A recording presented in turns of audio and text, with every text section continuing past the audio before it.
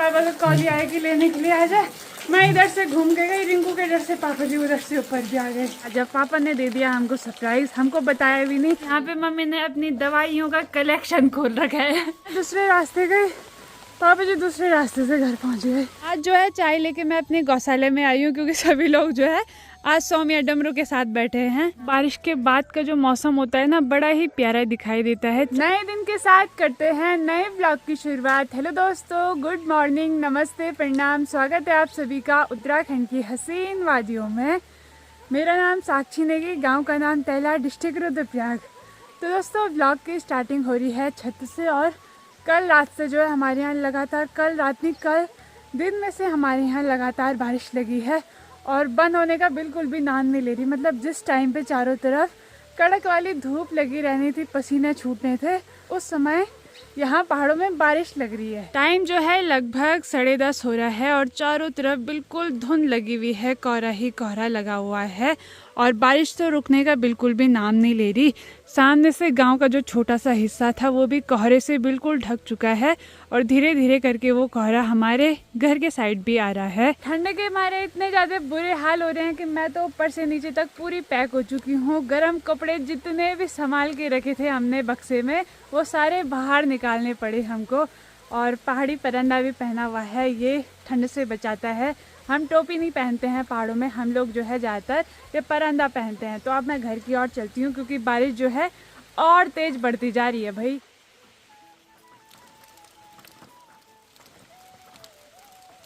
मैं भी पहुंच चुकी हूँ अपनी गौशाला में, और जैसे हमको इतनी ज़्यादा ठंड लगती है ना, वैसे सौम्या और डमरू को भी बहुत ज़्यादा ठंड लगती है। और ठंड के टाइम पे तो ये पानी पीने का नाम ही नहीं लेते हैं। तो मैं जो है गौशाला का दरवाज़ा लगा दूंगी ताकि इनको ठंड ना लगे। और ये वैसे तो खड़ी रहती है, बट ठंड के मारे ना नीचे बैठी हुई है।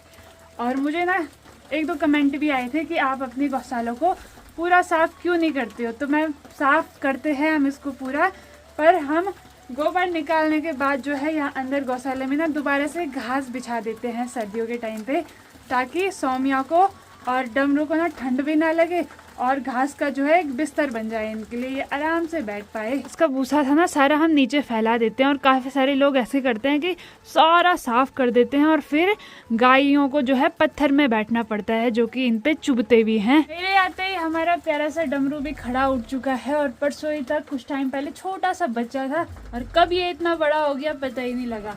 और इसके सिंग भी इतने बड़े हो चुके हैं कि इसको देख के भी डर ही लगता है। ये मारने के लिए करते हैं, मारते नहीं है बट ठीक है।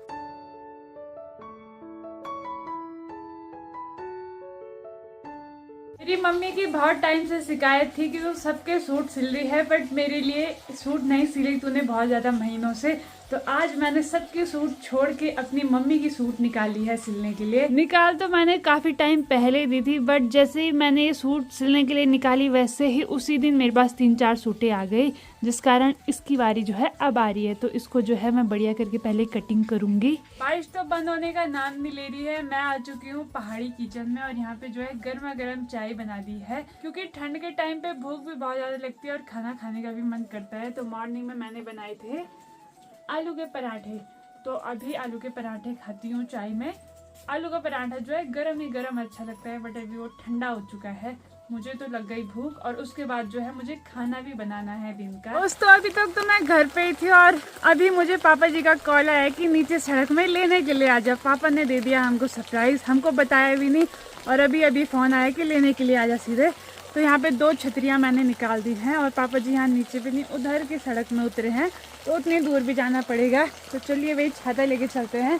पापा जी भी भीग गए होंगे भाई बारिश में। बारिश के कारण चारों तरफ के जो रास्ते हैं ना, इतने ज़्यादा टूटने के लिए हो रखे हैं। ये वाला रास्ता भी पता नहीं कब जाएगा सड़क में।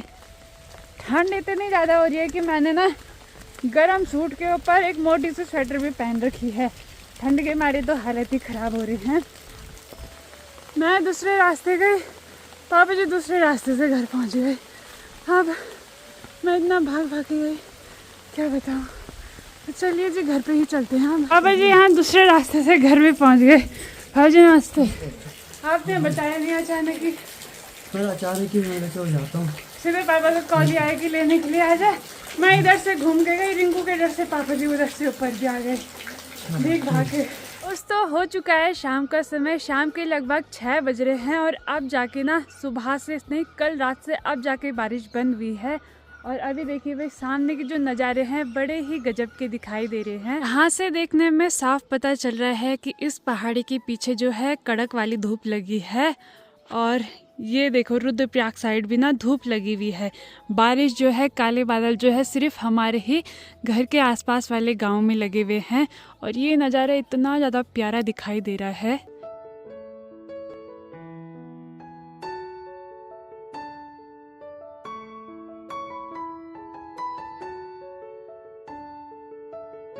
हो चुका है रात का समय। मम्मी भी गौशाला से घर आ चुकी हैं दरवाजे लगा के। और अभी मम्मी को हो चुका है मुंह आ रहा है। क्या खाया था ऐसा?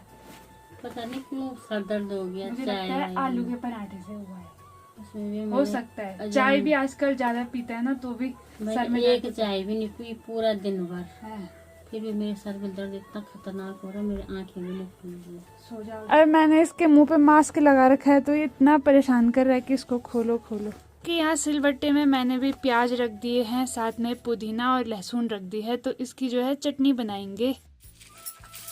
रात का समय हो चुका है। मम्मी भी लग चुकी हैं यहाँ पे चटनी बनाने पे। तो मम्मी बना रही है पुदीने की चटनी। आजकल जो है घर में काफ़ी सारा पुदीना हो रखा है, तो मम्मी पियेंगी इसको लस्सी में, छाछ में है। और चटनी तभी बनती है जब पापा जी घर पे आते हैं, तो उससे पहले चटनी नहीं बनती। ये सच बात है। उससे पहले मैंने सिर्फ एक बार बनाई थी, वो भी पापा ने बोला था कॉल करके। पापा जो है चटनी पापा को बहुत ज्यादा पसंद है। धनिया, लहसुन, प्याज हाँ, और टमाटर की और इसकी क्या नाम है, पुदीना, पुदीने की चटनी बहुत टेस्टी लगती है और बहुत बेस्ट होती है। ये पाचन के लिए बहुत अच्छी होती है क्योंकि पुदीना जो है हमेशा ठंडा होता है। हाँ, और पापा जी जो है रोटी भी इसी में खाते हैं, इतनी पसंद है पापा को। बिल्कुल, बहुत गुड।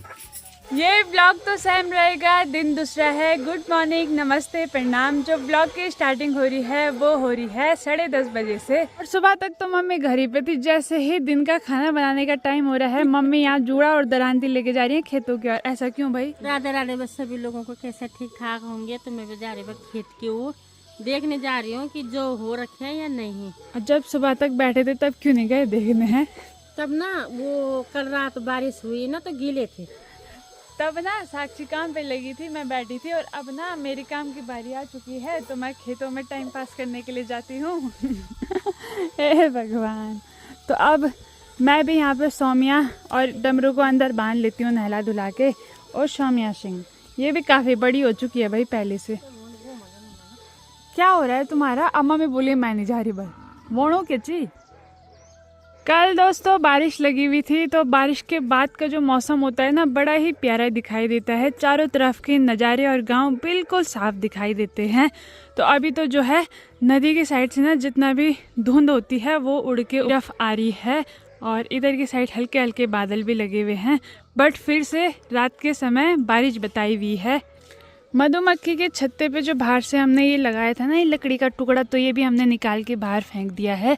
और वो छत्ता यहाँ पे कुछ ऐसे करके बनाते थे, ये देखो।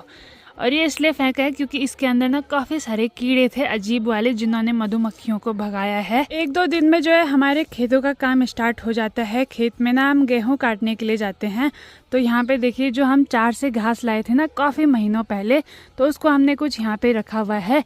तो हम खेत में जाएंगे और गाय को यही वाला घास खिलाएंगे।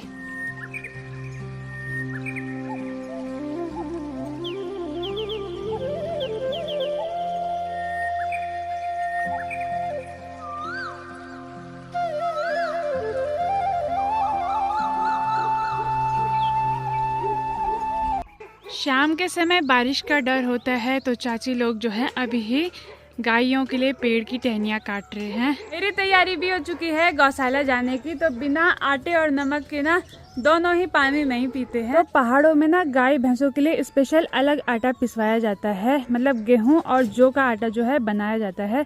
और साथ में जो हमको राशन से नमक मिलती है ना,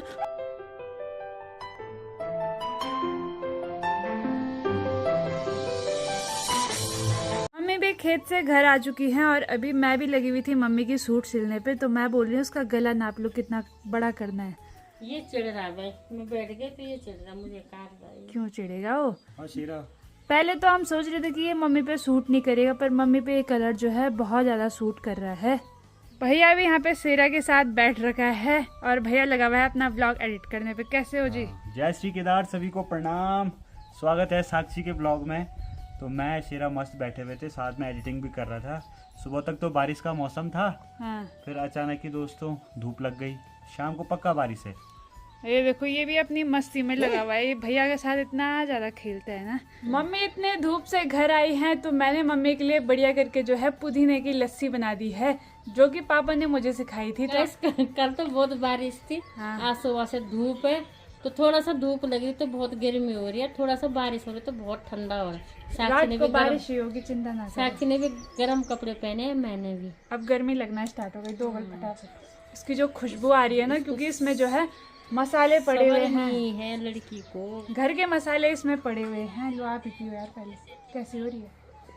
कैसी? बहुत ही अच्छा हो रहा है। बाहर बारिश भी लग चुकी है तो मैं भी जो है रात के खाने बनाने के लिए लकड़ियाँ अपने पहाड़ी किचन के अंदर रख देती हूँ। रोज ही बारिश लग रही है और फिर ऐसा हो रहा है कि कल तो मुझे बिल्कुल गीली लकड़ियों से ही आग जलानी पड़ी, क्योंकि आजकल तो हम गैस सिलेंडर पे हाथ भी नहीं लगा सकते भाई। शाम का समय हो चुका है। खाना पीना खाने के बाद मेरी तैयारी हो चुकी है आस पड़ोस में मिठाई बांटने जाने के लिए। तो पापा जी कल घर आए थे तो लाए थे मिठाई, तो उसी को बांटने के लिए जाना है मैंने। तो अभी मम्मी ने रख दिए है, चलती हूँ मैं। ठीक है? कौन सी मिठाई है? ये देखो, हमने कुछ खा भी लिया और मम्मी ने यहाँ कुटियारे बना के रखे हुए हैं। तो ये है बर्फी। मम्मी को तो मिठाई इतनी ज़्यादा पसंद है कि मम्मी नहीं किया होगा ये आधा डब्बा खाली है। मैंने तो, और कौन खाता, मैंने तो खाई आधी। तो हमने कुछ कुछ बांट दिया है और कुछ कुछ रह रखी है। इधर की साइड के जो घर हैं वहाँ तो हमने दे दिया है, बस एक घर ये बचा है तो इस पे भी थोड़ी देर में देंगे। यहाँ नीचे पे 3-4 घर हैं तो 3-4 पोटलियाँ मम्मी ने इसमें रख दी हैं। तो चलिए जी चलते हैं। मैं घर पे भी पहुंच गई हूँ, मिठाइयाँ भी मैंने दे दी हैं। मैं अभी घर पे आ चुकी हूँ और यहाँ पे मम्मी ने अपनी दवाइयों का कलेक्शन खोल रखा है। जैसे मैं बता रही हूँ कि इस दवाई को खाती हूँ मैं, इसीलिए तो मैं मोटी हो रही हूँ। मैंने कहा सभी लोग मोटे हो जाओ, आयुर्वेदिक की दवाई खाओ। मोटा नहीं होना है, चाची तो फिट है। हम फिट हैं, दवाई हाँ, दवाई भी नहीं खाते हैं, दवाई दे के एलर्जी। और जो दवाई खाता है उन्हीं को शुगर हो रहा है। कितनी अच्छी छोटी सी गोली है, गले में ऐसे निकलेगी तुरंत जाएगी। मम्मी एक एक करके चाची को ना ये सारी जो है सरकारी हॉस्पिटल की दवाई है, बाट से मम्मी लाती हैं, आयुर्वेदिक दवाइयाँ हैं। तो मम्मी दिखा रही है ये इस चीज की है, ये इस चीज की है। सिर्फ ये हाँ, जब हाथ पैर कट फट जाते हैं तो कुछ नहीं है मेरे काम। ये देखो इतनी बड़ी बड़ी शीशियाँ रखी हुई हैं। खाते भी हो कि खाली लाते हो? खाती हूँ, तभी तो मोटी हो रही हूँ। हर महीने आपने देखा होगा कि मम्मी बाट के हॉस्पिटल में पहुंची जहाँ रहती भी है। जाती हूँ, जहाँ भी मुझे हॉस्पिटल दिखता है, ये जरूरी है कि और सामान नहीं लाऊंगी, दवाई जरूर लाऊंगी। सबसे भाई मम्मी की पता नहीं है कौन सी आदत है, मम्मी के कमरे में इतनी सारी दवाइयाँ भरी। वो बीमारी है हो भी ना, पर उसकी दवाई लानी ही लानी तो है। कोई हो मांग ना लेता पर हो सकती है, इसलिए मम्मी पहले ले आती है। इमरजेंसी में काम आती है भाई। और सच में भाई बहुत लोग दवाई ले जाते भी हैं, सबके काम आती है। इमरजेंसी में काम आती है, ज्यादा करके तो मेरी मम्मी ले जाती है। यहाँ से सामने वाली पहाड़ियों पे जो आपको दिखाई दे रही है ये है बारिश। तो काफ़ी मोटी बारिश उधर से स्टार्ट हो गई है, बाकी इधर की साइड तो अभी भी धूप लगी हुई है। इतनी ज़्यादा ठंडी हवा चल रही है कि मैं बता नहीं सकती हूँ। मैंने इतने सारे कपड़े पहन लिए ना तब से, फिर भी मुझे बहुत ज़्यादा ठंड लग रही है। और मुझे सच में इतनी ठंड लगती है ना, गर्मी भी हो जाए, कितनी भी गर्मी हो जाए, मैं कभी पंखा नहीं चलाती हूँ और कंबल तो मैंने रोज ओढ़ना ही ओढ़ना है, चाहे पसीने भी आ जाए। मैंने भी यहाँ पे शाम की चाय बना के रेडी कर दी है और चाय जो है आज चीनी वाली नहीं बनाई है, चाय बनाई है मैंने गुड़ वाली। तो ठंड के मौसम में जो है गुड़ की चाय पीने का मज़ा ही अलग है। और कुछ कुछ गाँव ना, जैसे टिहरी साइड हो गया, पता है वहाँ चीनी तो वहाँ खाते ही नहीं है, चाय में पीते ही नहीं है चाय में। वहाँ ना ज़्यादातर लोग, मैं अपनी नानी के यहाँ गई थी, हिंदाऊ, जो मेरी नानी का गाँव है ना असली वाला, वो हिंदाऊ है। तो वहाँ ना सभी लोग गुड़ की ही चाय पीते हैं। वहाँ कोई मेहमान भी जाते हैं ना तो उनको भी गुड़ की ही चाय पिलाई जाती है, और गुड़ की चाय तो बहुत टेस्टी होती है। तो सभी लोगों के लिए फटाफट से गर्मा गर्म चाय ले जाते हैं। और सामने से जो है भयंकर वाली बारिश आ चुकी है और साथ में ना आंधी तूफान भी हो रहा है बहुत ज़्यादा। आज जो है चाय लेके मैं अपने गौशाले में आई हूँ, क्योंकि सभी लोग जो है आज सौम्या डमरू के साथ बैठे हैं। इसको बलियान डर लग रही है, कह रही वहाँ अंदर सांप भी हो सकता है। सांप के डर के मारे नहीं बैठ रही वो। इन्होंने बहुत घास रखा, बहुत सामान भरोसा नहीं है, क्योंकि हमारे गौशाला के गौशाले में सांप हमने देख रखा है। हाँ वो काला वाला इसलिए डर लग रहा है। तो ये देखिए भाई गुड़ वाली चाय, गुड़ वाली चाय है, लो पकड़ो जी। मेरे को भी दे दो भाई एक। और यहाँ पे मम्मी ना खेत से लाई थी जो की बालियाँ काफी अच्छी दिखाई दे रही हैं। और यहाँ अंदर पे हमने चाची को बैठाया हुआ है। जरा जरा चाय बनाई, इसने गिलास भर के नहीं बनाती, पता नहीं क्यों। ज्यादा नहीं पीना चाहिए ना। गिलास कम, आजकल जाड़ों में तो गिलास भर के चाहिए। दोस्तों रात का समय हो चुका है, लगभग टाइम रात के 8 बज रहे हैं और यहाँ पे आज का डिनर बन के भी तैयार हो चुका है। तो आज जो बना रखी है वो बना रखी है आलू और सोयाबीन की सब्जी, और साथ में है रागी की और गेहूं की आटे की मिक्स रोटी, और ये है पुदीने की चटनी। तो मैंने बोला था ना जब भी पापा घर आते हैं ना तो रोज पुदीने की चटनी बनती है, तो मम्मी ने ये चटनी बना रखी है टेस्टी सी। खाना पीना भी हमारा हो चुका है और यहाँ पे रात के लिए पानी की बोतल भी भर ली है। तो चलिए जी, इसी के साथ आज का मजेदार ब्लॉग यहीं पे एंड करते हैं। अगर आपको वीडियो अच्छी लगी होगी तो वीडियो को लाइक करें, कमेंट करें, अपने दोस्तों के साथ शेयर करें। मैं साक्षी नेगी मिलती हूँ आपको अगले ब्लॉग में, तब तक के लिए बाय बाय, धन्यवाद। जय देवभूमि उत्तराखंड, जय हिंद, जय भारत, जय श्री राम, गुड नाइट।